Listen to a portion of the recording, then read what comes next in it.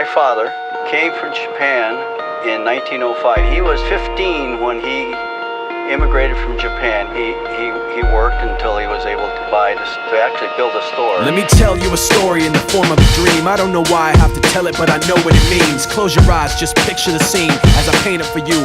It was World War II when this man named Kenji woke up. Ken was not a soldier.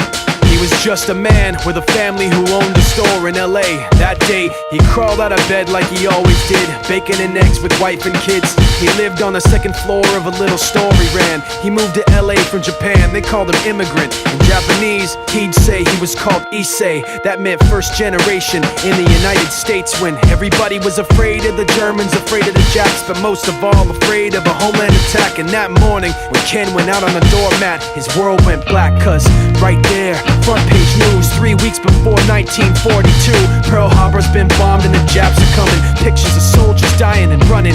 Ken knew what it would lead to, just like he guessed. The president said the evil Japanese in our home country would be locked away.